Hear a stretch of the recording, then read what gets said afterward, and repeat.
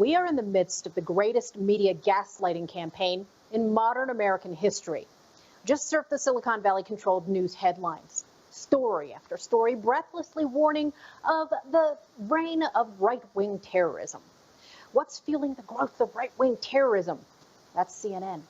Global right-wing extremism networks are growing, the Soros-funded ProPublica website warns. Right-wing menace will now be a regular feature of American politics, the Washington Post declares. As you all know, 25,000 National Guard troops were dispatched to quell all this alleged rise in right-wing extremism. In a melodramatic act of kabuki theater, Democrats turned D.C. into a militarized bubble zone more heavily fortified than the Baghdad Green Zone. And yes, I know, I was in Iraq's Green Zone in 2007.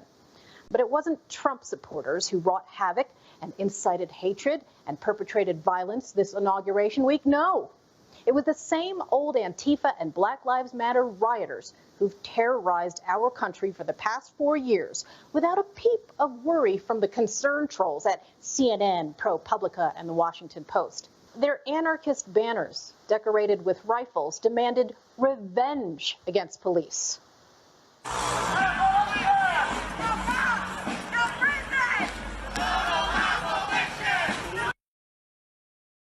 And here they are destroying the Democrat headquarters in Portland.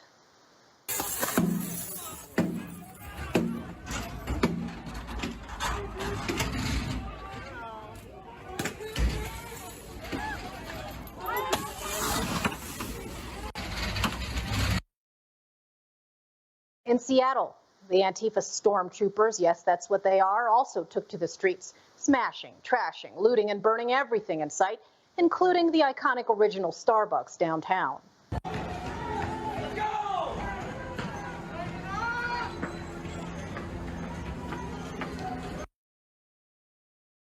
The rioters targeted police, federal courthouse workers, and federal ICE agents. They tossed rocks at journalists, they shut down traffic, and they rampaged the streets with impunity as usual. We made sure we kept our distance because this group was so volatile and unpredictable. I mean, just look at how they smashed up this federal courthouse. Now, there were only about 50 or 60 of them, but for a short time, they seemed to have the run of the city. Vandals spent extra time at this building where Immigration and Customs Enforcement, or ICE, has one of its offices. On the street out front, they burned a flag and littered the roadway with newspaper racks, rental bicycles, and construction barricades to disrupt traffic as people headed through downtown Seattle during the evening commute. So where are all the Democrat leaders who suddenly discovered this newfound respect for police and the troops after the January 6th protest in D.C.? Oh, and where are all the FBI billboards seeking information on the Black Bloc insurrectionists? In every city now across the heartland, the FBI is hunting down every last Trump supporter who showed up at the Capitol on January 6th. The feds are urging Americans to snitch on conservatives in the name of public safety and national security. The FBI out of Albany expects more arrests in the region and is asking for local leads using a billboard along I-690, one of thousands of similar billboards up across the country. A new digital billboard in southern Indiana is encouraging people to report tips about the deadly Capitol riot last week. It sits off I-265.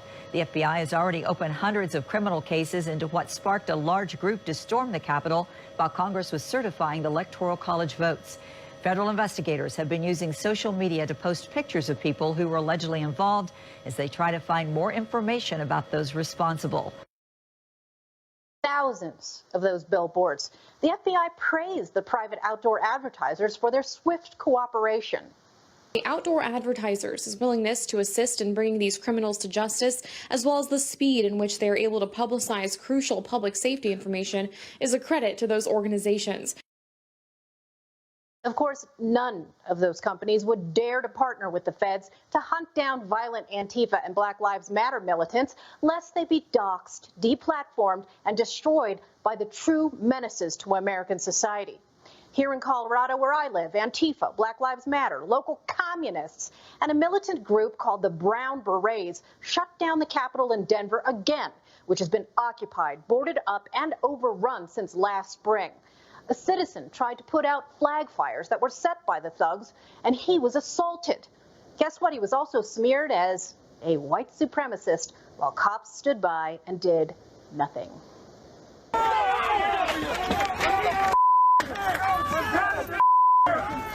White and proud?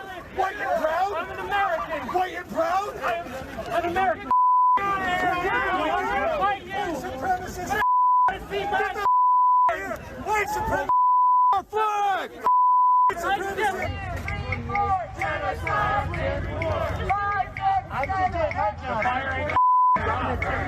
Allies, we must come together. Get the out of here.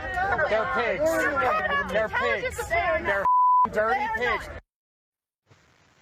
Yeah, in case you didn't hear that, that was the rioters calling the cops standing by and doing nothing dirty pigs.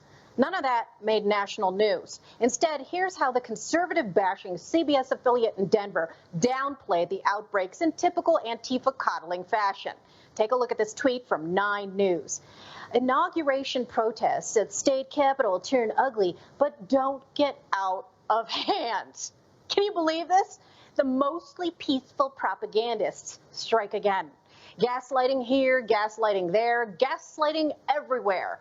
This conflagration of lies about left versus right violence is fed by fear.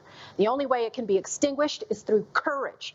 Courage from journalists brave enough to expose the truth, courage from law enforcement leaders who refuse to pander to the mob, and courage from elected officials who will cease their coddling of the social justice anarchists once and for all before whatever